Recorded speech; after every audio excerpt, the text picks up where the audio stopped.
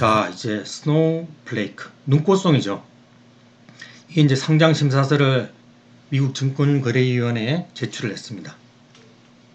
이게 어떤 기업인지 나스닥 홈페이지에 나온 내용 이렇게 살펴보면 심벌은 스노우, 회사명은 스노우플레이크, 눈꽃송이. 이쁘죠? 그러니까 클라우드가 구름이잖아요. 구름 위에 얼어있는 눈꽃송이를, 그러니까 클라우드 위에서 이제 작업을 한다, 뭐 서비스를 한다, 이렇기 때문에 이제 스노우플레이크라고 이렇게 이름을 지었다 그러더라고요. 그래서는 뉴욕에 이제 상장을 하고요. 나스닥은 아니에요. 뉴욕 증시에 상장을 하고, 공모가 밴드는 75불에서 85불. 그리고 직원수는 2020년 7월 31일 기준으로 2037명. 그렇게 많지는 않죠. 클라우드 서비스 업체니까 그렇게 직원 숫자는 많지 않고, 현재 이제 파일링 한 상태, 서류를 제출한 상태고, 2,800만 주 상장하겠다라고 밝혔고요. 그리고 금액은 요 공모가에서 이제 2.73 빌리언 정도 될 것이다. 그리고 CEO는 이 프랭크 슬루트만이라고, 이 사람도 그 서비스 나우에서 일을 하다가 이쪽으로 이제 옮겨와가지고 일하는 분이고요. 그리고 회계 결산으로는 1월 31일, 12월 31일이 많다 그랬잖아요. 한국은. 그렇기 때문에 2분기, 3분기, 4분기 이렇게 딱 순서가 정해져 있는데 1월 31일 날 회계 결산을 하기 때문에, 만약 2022년 회계년도가 되는 경우에는 2021년 2월 1일부터 시작을 하는 거예요. 이런 식으로 이제 회계결산원이 결산월이 어떻게 끝나냐에 따라서 회계년도도 바뀐다는 거. 그리고 총 발행 주식수는 3,829만 주. 그리고 보호회수 기간 180일 있는데, 여기 관련해가지고는 이후에 스노우플레이크 투자 관련해가지고 정보를 이야기할 때 제가 이야기를 드릴게요. 그리고 스노우의 매출 분석을 보면 1년간 121% 성장했다는 거. 여기 보면 60밀리언이 133밀리언이 되고, 그러니까 121% 1년 동안 이제 성장을 했다는 거. 성장률은 상당히 가파르다는 거. 그리고 3,117개의 이제 고객사를 확보를 하고 있다는 거. 그리고 1밀리언 이상 연간 돈을 지불하는 이 클라우드 서비스를 통해서 지불하는 고객이 56개 업체라는 거. 그리고 포춘 500기업 중에 146개 기업이 이 스노우의 고객사라고 이렇게 이야기를 하더라고. 이 3,117개의 고객사 중에. 그리고 하루에 5건의 쿼리가 뭐냐면 데이터베이스에 정보를 요청하면 여기서 중간 단계에서 서비스를 해주는 업체거든요. 그러니까 5억 건에 관련된 일간 쿼리를 이제 소화해내고 있다는 거. NPS가 뭐냐, Net Promoter Score라고 해가지고 현재 고객이 이제 추천하는 지수. 그러니까 이거 나 써보니까 괜찮더라라고. 그러니까 뭐 1에서부터 100이 있다 그러면 애플이 이 NPS 점수가 70이거든요. 그 이 회사 같은 경우에도 NPS 지수가 70이라 그러면 고객들이 어느 정도 만족한다는 거. 뭐 미국에서 애플 같은 경우에 10대들 같은 경우 80% 이상이 애플 아이폰 갖고 싶다 그러고, 한번 애플 사용한 사람들 같은 경우는 뭐 테슬라나 마찬가지지만 이 고객 만족도가 상당히 높다는 거. 이게 이제 중요한 거예요. 이후에 계속적으로 이 고객이 이 회사 서비스를 쓸 수 있다는 상징으로도 이렇게 볼 수가 있거든요. NPS가 높다는 것. 그리고 이 스노우가 무엇을 하는 회사인지 한번 살펴보면, 클라우드 서비스는 알잖아요. 구글 클라우드라는 게 예전에 이제 우리가 어릴 때 가보면 각 기업별로 전산실이라는 게 있었어요. 그게 뭐냐 하면 그 기업들이 자기들의 데이터를 하나의 그 기업의 서버에다 다 저장을 했어요. 그러니까 막 컴퓨터 같은 거 엄청나게 큰 거, 뭐 한 40대 이상 되신 분들은 다 이거 기억하실 거예요. 아마 대학교 가도 이제 전산실이 있고, 이 전산실이라는 게 있었거든요. 요즘은 이제 다 클라우드 서비스를 이용하지만 그 전산실에 막대한 데이터를 저장을 하고 그 전산실에 연결된 컴퓨터를 통해서 작업을 하고 그랬거든요. 그래가지고 뭐 컴퓨터 같은 거 한 대 정도 있고 그 전산실하고 연결돼 있고 각 부서별로 이런 식이었다고. 그런데 요즘은 클라우드가 활성화되면서 아마존이나 구글이나 마이크로소프트가 제공하는 이 클라우드 서비스를 대부분 이용한다고 생각하시면 돼요. 각 기업들이 이 세 개 회사를 기반으로 이제 클라우드 각종 데이터를 이제 저장한다는 거. 요걸 이제 스노우가 여기에 있는 기반으로 돼 있는 걸 가지고 연결을 시켜주는 거예요. 각 기업들에게. 그러니까 가상으로 이 중간 단계를 만들어 가지고 보기 좋게 여기에서 이제 요청하는 데이터들을 받아다가 중간에서 아주 보기 좋게 가독성 있게 어떤 데이터가 필요하다 그러면 이제 보내주는 그 중간 단계 역할을 하는 게 이 스노우가 하는 역할이라는 거. 근데 고객들 같은 경우에 옛날에 조선시대도 이런 게 있었잖아요.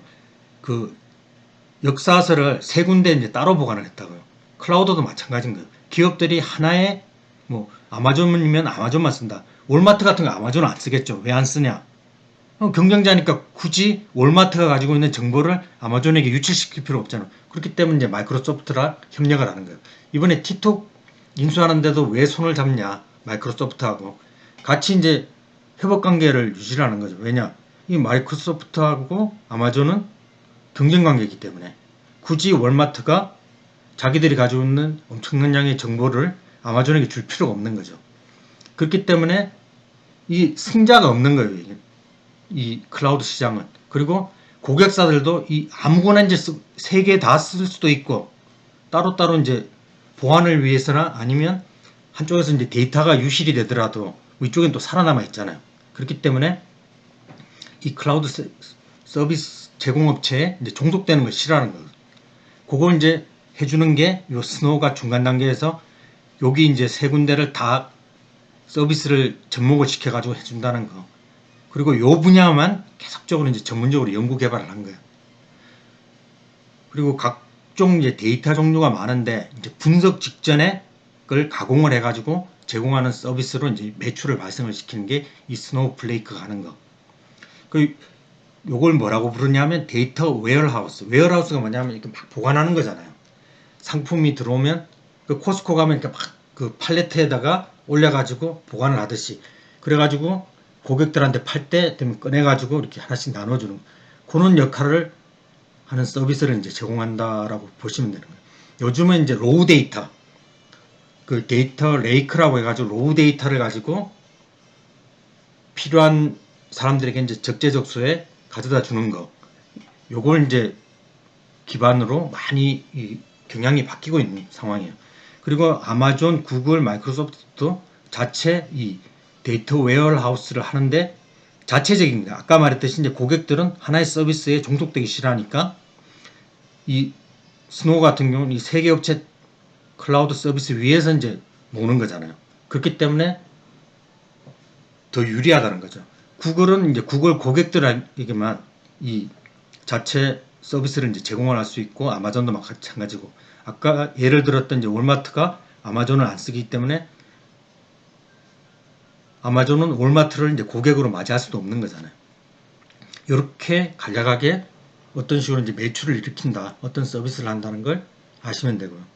그리고 이 스노우플레이크 시스템을 보면 요게 이제 아까 말했던 클라우드 서비스를 해주는 뭐 애저라든지 구글 클라우드 여기서 가상으로 요 데이터 웨어하우스를 이렇게 만들어요. 그래가지고 이렇게 필요한 사람들 있잖아요. 뭐 인프라스트럭처 매니저, 뭐 옵티마이저 이 데이터베이스를 가지고 필요한 사람한테 적재적소에 보내주는 요 서비스를 하는 거라고 이제 생각을 하면 돼요. 그러니까 해당 데이터를 가지고 작업하는 각 책임자들이 각종 데이터를 가지고 우리 고객들은 어떤 생각을 하고 있을까 이러면서 근데 다 로우 데이터인 걸 가지고 여기서 중간 단계를 거쳐가지고 이제 보내주기 때문에 상당히 시간을 절약하고 성과를 내기가 쉽겠죠. 그러니까 어떤 클라우드 서비스를 사용하더라도 데이터를 이렇게 여기로 불러와 가지고 단일화가 된 관리를 가능하게 해주는 서비스를 하는 게 스노우플레이크의 시스템이라고 이렇게 생각하시면 되는 거예요. 그럼 스노우플레이크의 이제 G는 어떤가? 여기 이제 가트너에서 나오는 건데 여기 보면 매직 쿼드런트란 말이 있어요. 이게 뭐냐면 이 가트너가 시장 상황 계속 바뀌잖아요. 시장들이 요거 같은 경우는 이제 컨설팅 업체거든요. 가트너는. 그러니까 얘네들이 이야기하는 이 기업은 이러이러해서 어느 정도 선두권이다 라고 이렇게 데이터 분석을 통해 가지고 이 G를 부여해 주는 거거든요. 여기 보시면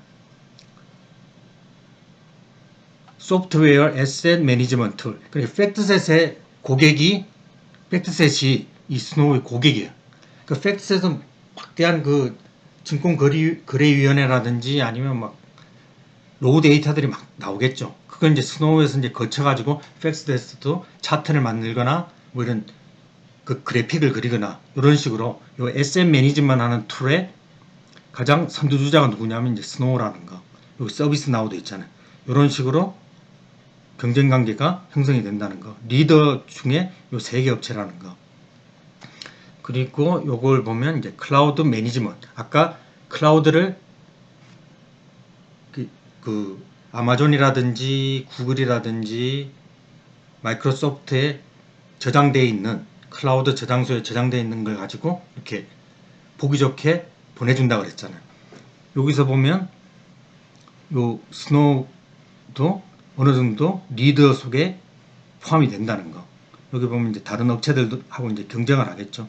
이런 식으로 이 클라우드 관리 플랫폼을 제공하는 업체 중에서도 리더라는 거. 일단은 뭐 괜찮은 회사인 것 같더라고요. 제가 이제 대충 S-1 이렇게 보면서 그 리서치를 해보니까. 그럼 이 스노우플레이크가 밝히는 이 S-1을 살펴보면 이 리스크들을 쭉 나열해놨어요. 요걸 이제 정리를 해보면 제가 보니까 한 8가지로 이렇게 보면 회사 업력이 너무 짧다. 2012년에 설립이 되었고 2014년에 이제 첫 매출이 있었다. 9년밖에 안 된 회사. 그러니까 9년밖에 안 된 작은 회사이기 때문에 향후 어떻게 될지 모른다라는 게 이제 중요하고요. 현재는 영업 손실, 그러니까 돈을 못 벌고 있어요. 그러나 매출은 늘고 있다는 거. 이게 이제 좀 중요한 거. 그리고 자꾸 매출이 늘다 보면 이제 이후에 영업이익이 늘어나겠죠. 영업 손실에서 이제 어느 정도 규모의 경제가 생기면 매출이 느는 만큼 영업이익도 만들어질 것이라는 거. 그러니까 영업 손실을 기록하기 때문에 이후에도 기록할 수 있다라고 이 상장 심사서에 나와 있더라고요. 그리고 클라우드 거인들하고 경쟁이 너무 치열하다. 이 거인들뿐만 아니라 또 다른 업체들하고도 이제 경쟁이 치열하다는 거. 하지만 요 하나만 이렇게 전문적으로 파는 회사거든요. 그렇기 때문에 뭐 아마존, 구글, 마소에 제가 볼 때는 인수 당할 수도 있다는 거. 이게 이제 좀 중요한 것 같더라고요. 그리고 요 클라우드 서비스 업체가 만약 시스템이 제대로 작동이 안 돼버리면 이 스노우플레이크가 서비스 해주는 것도 사단이 나버리는 거예요. 그러면서 아마존이 실수를 하거나 구글이 잘못되거나 마소가 잘못되면 이 회사도 평판이 나빠질 수가 있다는 거. 왜냐? 중간에서 서비스를 해주는 이 주도권이 없는 거예요. 클라우드 서비스 업체가 막 셧다운이 되어버리면 이 스노우플레이크도 이제 셧다운이 될 수밖에 없다는 거. 그렇기 때문에 이 아마존, 구글, 마소가 어떻게 되느냐에 따라서 이 회사도 이제 평판이 나빠질 수도 있다는 거. 자기들은 잘못한 게 없더라도. 그리고 향후 비즈니스 전망에 대해서 불투명하다. 구독 경쟁 아니에요. 이건 얼마만큼 그 쿼리, 그러니까 데이터를, 정보를 요구를 하고 수주를 받는 사업이고, 그리고 얼마큼 사용하느냐에 따라 가금을 하는 체계이기 때문에 뭐 월 얼마 뭐 이런 식이 아닌 거죠.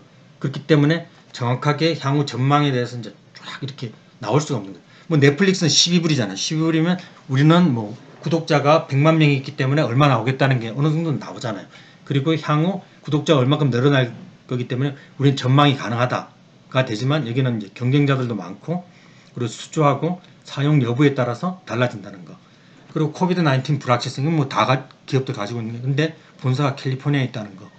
그러면서 이제 부정적인 측면으로 많이 작용을 한다라고 이렇게 상장심사서에 나오더라고요.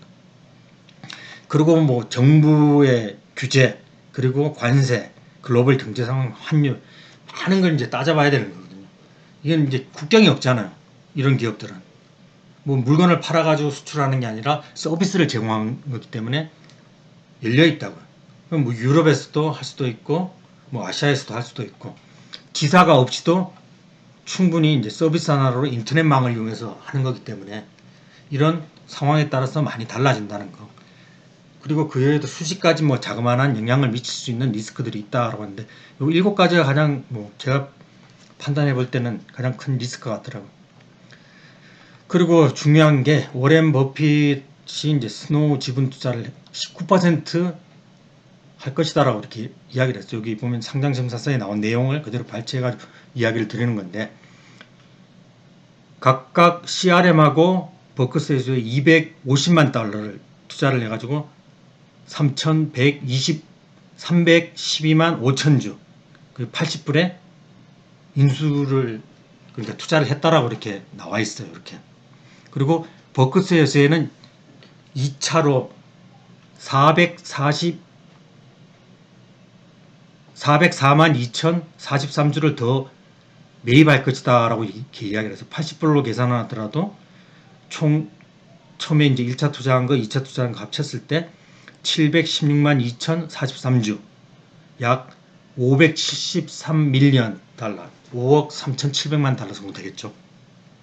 이렇게 되면 이 서티일 벤처스라고 이 스노우플레이크에 투자한 20.3% 해가지고 19%로 스노우플레이크 2대 주주로 등극을 하게 돼요. 근데 버크셔에서 왜 이런 투자를 했나? 밑도 끝도 없이 투자한 걸까? 개인적으로는 아니라고 보거든요. 예전에 2017년도에 CNBC에서 워렌 버핏이 나와가지고 이 IBM을 매도한 이유를 밝혀요. IBM이 어떤 은행들이라든지 아니면 정부기관의 전산실에 컴퓨터를 유지 보수하는 그런 일들을 했었다고요. 근데 국방부 클라우드 시스템을 누구한테 뺏겼냐면 그때 아마존한테 뺏겨요. 그러면서 이제 버핏이 IBM을 다 전량 매도를 하게 되거든요. 강력한 경쟁자가 출현했다고 하면서 2017년도에 IBM을 매도한 이유를 밝혀요. 그리고 뭐 애플 투자했죠. 스톤코 투자하고 아마존 투자하고 그 인터넷 그 주소 판매하는 베리사인 뭐 계속 투자하고 있었어요. 뭐 뜬금없이 투자한 건 아니다라는 거. 그리고 이번에 이제 스노우 투자금은 5억 7,300만 불밖에 안 된다는 거. 버크셔 해서가 가지고 있는 캐시가 1,500억 달러예요. 근데 573밀리언이 과연 얼마나 될 건가? 그리고 주식 보유액이 200빌리언이 넘어요. 2천억 달러. 그럼 이 세발톱에 낀 무종년 정도로 봐야 되는 거 아닌가요? 그렇기 때문에 큰 의미를 저는 가질 필요가 없다는 거. 뭐 버크셔가 투자했다는 데서 언론에서는 가십거리가 되겠죠. 왜냐? 노인네 뭐 신내 나는 뭐 기업들만 투자하다 갑자기 왜 이러냐 이러면서 막 기사거리가 되잖아요. 거기에 우리가 휩쓸릴 필요는 없다는 거. 그러니까 아니 생각을 해보세요. 이 150빌리언에 0.002% 정도밖에 안 되거든요. 포트폴리오에. 과연 내가 포트폴리오를 짠다 그러면 워런 버핏을 따라한다 그러면 한 주 정도 사면 되는 거잖아요. 80불이니까. 한 8만 불 가지고 있으면. 그렇죠. 그렇게 이제 생각하시면 되는 거예요. 그래서 이야기하고 싶은 게 클라우딩 컴퓨터 ETF라는 게 있거든요. 스카이라든지 클루가 있는데 여기서는 이제 자산 규모가 큰 요 두 가지 제가 클라우딩 컴퓨터 업체를 아직은 클라우드가 세 개 업체가 이제 잘 나가고 있지만 그리고 뭐 소프트웨어 업체도 많고 지금 주전국 시대예요. 자꾸 이제 좁혀지겠죠. 그렇기 때문에 불확실할 때는 이런 ETF에 투자하는 게 오히려 낫다. 변동성도 상당히 심하잖아요. 그렇기 때문에 ETF가 어느 정도 변동성을 싫어한다거나 그리고 많은 종목을 적은 금액으로 사고 싶을 때는 ETF가 상당히 좋다는 거. 이 두 가지만 일단 소개시켜 드릴게요. 일단 스카이 딱 보면 아실 거예요. 아마존, 알리바바, 마이크로소프트, 오라클, 알파벳 답 나왔죠. 대기업 중심으로 이제 변동성이 낮아요. 그리고 이 탑 10으로 가지고 있는 게 이제 36.81%. 뭐 날고 기는 애들 이제 다 있잖아요. 간단하게 이렇게 보시면 되는 거예요. 그리고 클루는 뭐냐면 중소규모 클라우드 서비스 업체들. 여기는 아까 말했던 그 빅테크가 안 들어가요. 뭐 줌 비디오라든지 트윌러, 지스켈러, 세일즈포스, 쇼피파이 이게 한번 오르면 뭐 7, 8%, 20%씩 막 올랐다가 한번 떨어지면 10몇 %씩 왔다 갔다 하는 애들 다 담고 있죠. 이게 비중이 50%. 그러다 보니까 잘 올라갈 땐 잘 올라갈 수 있지만 변동성은 높다는 거. 그러니까 뭐 반반 치킨으로 가져가도 좋은 거죠. 뭐. 스카이 반, 뭐 클루 반. 아니면 자기가 아마존, 뭐 구글 이런 빅테크를 가지고 있다 그러면 그래도 나는 클라우드 업체, 요런 서비스 업체를 사고 싶다 그러면 이제 이런 거 조금 포트폴리오에 담아가는 거. 아니면 이런 애들 많이 있다 그러면 나는 아마존이나 여기 스카이에는 아마존, 뭐 알리바바 큰 종목들 다 들어있잖아요. 그렇기 때문에 이렇게 스스로 이제 반반 치킨으로 이제 조절을 해도 가능하다는 거. 일단 개인적으로 보는 중요한 거죠. 스노우플레이크 상장에 대한 개인적인 생각은 뭐냐? 클라우드 ETF도 하나의 대안이 될 수 있다. 종목에 집중할 필요는 없다. 그리고 경쟁자들에게 인수 합병이 될 가능성도 높다는 거. 3대 클라우드 대장주들이 각자 이제 서비스를 하지만 요게 대해서 전문적으로 이 스노우플레이크가 전문성이 뛰어나다는 거. 그리고 아니면 뭐 지금 구글이라든지 뭐 IBM 이런 애들은 IBM이 왜 레드햇을 인수했느냐 잘 봐야 되는 거예요. 3대 클라우드 대장주에게 인수합병될 가능성도 있다. 그리고 자체적인 전문성하고 기술력은 있다는 거. 그리고 매출 성장률이 아까 말했죠. 1년 동안 뭐 120% 성장이 꾸준히 나오고 있다는 거. 그리고 고객 입장에서 사용 안 할 이유가 없는 거죠. 왜냐, IBM이 왜 힘드냐 하면 클라우드 서비스를 해주는 데가 이제 구글이라든지 아마존 그리고 마이크로소프트잖아요. 그럼 자기들 클라우드에 안 온다고요. 근데 레드햇을 인수하면 오픈이기 때문에 자기들 클라우드로 이 레드햇 서비스를 쓰게 되면 오게 된다는 거죠. 그렇기 때문에 만약 구글도 이 스노우플레이크를 자기가 사가지고 다른 고객사들을 이제 끌고 올 수도 있다는 거. 그러니까 찾아오게끔 만드는 거야. 그렇기 때문에 이제 스노우플레이크는 아까 말했던 이제 3대 클라우드 대장들 이제 그 클라우드 서비스에 올려가지고 서비스를 해준다 그랬잖아요. 그렇기 때문에 뭐 어떤 서비스를 활용을 하더라도 다 이제 교집합이 되는 다 걸리는 거예요. 그리고 이제 락업 기간이 180일이기 때문에 저는 신규 상장주를 이 락업이 있는 경우에는 쳐다보지도 않아요. 왜냐? 결국은 180일 이후에는 이 락업 해제가 되면 팔고 싶고 그 나가야 될 사람들 투자하는 벤처 애들 같은 건 나가야 된다고. 그러면 이제 주가가 하락할 우려가 많고 그 공모가 밑으로 하회할 수도 있다는 거예요. 그러니까 상장 첫날 굳이 워렌 버핏이 매수했다고 해가지고 자신의 투자 판단 근거로 삼아가지고 매수할 필요는 없다. 그렇게 생각을 하거든요. 워렌 버핏 자체가 어떻게 보면 이후에 많이 던져버리면 이번에 항공주라든지 이런 거 보시면 아세요. 그렇기 때문에 워렌 버핏이 샀다고 해가지고 굳이 이 종목을 자신의 투자 판단 근거로 활용할 필요는 없다는 거 중요하고, 그리고 85불 선에서 뭐 정말 난 손가락이 건지러워서 사야겠다 그러면 뭐 어쩔 수 없는 거예요. 뭐 제 돈도 아닌데.